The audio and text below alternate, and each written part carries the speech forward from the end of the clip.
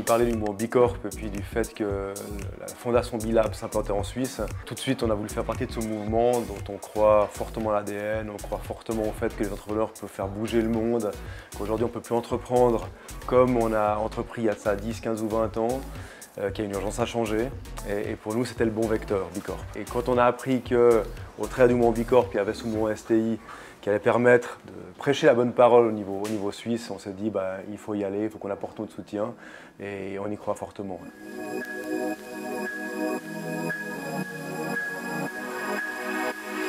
Je crois qu'on n'a plus beaucoup de temps, on vit une crise climatique, on vit une crise sociale. On voit les mouvements qui sont encore amplifiés par la crise actuelle sanitaire dans tous les pays du monde quasiment. L'entrepreneuriat ne peut plus continuer à œuvrer dans son coin, à juste maximiser son profit. On est dans un monde interdépendant, chaque entreprise a un impact sur les parties prenantes qui l'entourent. Tenir compte de ces parties prenantes, œuvrer pour un climat plus sain, œuvrer pour une production qui a un impact plus favorable sur les gens et sur l'environnement, aujourd'hui c'est une évidence. Et donc il faut que toutes les entreprises s'y mettent et s'y mettent rapidement parce qu'on n'a plus beaucoup de temps.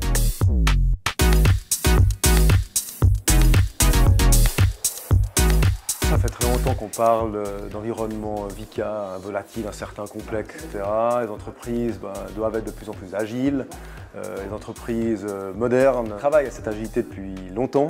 Et en fait, le Covid, pour nous entrepreneurs, ça a juste été un exercice de tendance qui était déjà là. Des tendances à plus de durabilité, des tendances à plus d'agilité, des tendances à prendre en compte ces parties prenantes des décisions de l'entreprise. Et en fait, ce qui est super bien, et moi je salue finalement ce qui est en train de se passer, c'est qu'on a l'impression que beaucoup d'entreprises qui avaient peur certainement de traiter certains dogmes, les dogmes du profit à tout prix, le dogme du contrôle des collaborateurs, le dogme du fait de devoir se déplacer tous les jours de la maison au travail. Tout ça a volé en éclats parce qu'il fallait s'adapter très très vite. Et je pense qu'on a utilisé cette phase de notre histoire pour recommencer, mais recommencer différemment.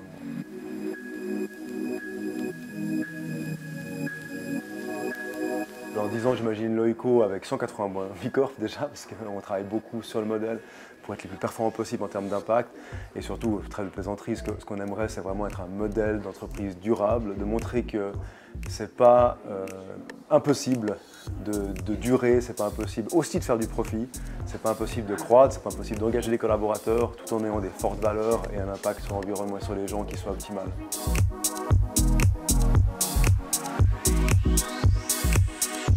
La FRC, qui a été créée il y a 60 ans, qui a le mandat de la Confédération pour l'information aux consommateurs, travaille presque depuis toujours à une consommation plus durable. On travaille ces différents canaux, la FRC très présente dans les médias, très présente auprès du monde politique, il y a un groupe parlementaire. Et au travers de ces différents canaux, on essaye de promouvoir une consommation plus responsable. La FRC, des fois, est perçue sur les questions de prix. On veut le prix le plus compétitif et tout ça. Maintenant, toutes les actions de la FRC vont vers la balance, la fameuse balance pour que les consommateurs aient la qualité qu'ils méritent et pour que les producteurs aient l'argent pour pouvoir travailler convenablement dans des bonnes conditions au niveau climatique et au niveau sociétal.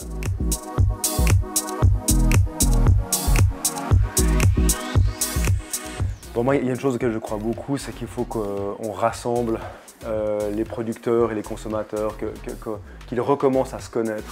Si vous voulez, l'industrie alimentaire, la grande distribution, de par ses processus, de par le fait qu'on a beaucoup sorti la production dans des pays très lointains, a beaucoup en fait décorrélé le consommateur du producteur, ce qui fait que le consommateur ne comprend plus ce qu'il consomme, il ne comprend plus l'impact de sa consommation et il ne connaît plus les gens à qui il achète les produits.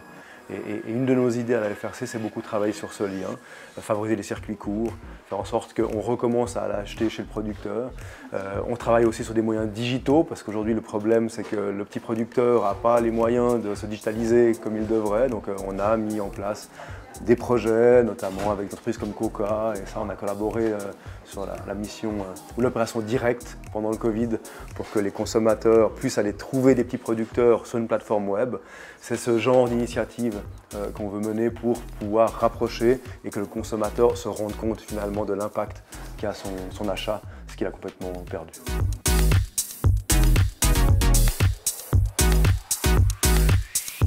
La la gouvernance fait partie intégrante de Pôle Durable. Le fait d'avoir une gouvernance distribuée, de faire participer un maximum les collaborateurs aux décisions de l'entreprise. Et nous, ça nous semble une évidence que pour avoir des gens engagés, pour avoir des gens qui donnent du sens à ce qu'ils font, eh bien, il faut les faire participer aux décisions. Et la lococratie, pour nous, c'était le moyen, en supprimant la direction, en supprimant les postes de chef, en faisant en sorte que les gens aient l'autorité sur les rôles qu'on leur confère, eh bien, de les impliquer vraiment et qu'ils puissent vraiment donner du sens à ce qu'ils font et surtout porter l'entreprise vers les étoiles.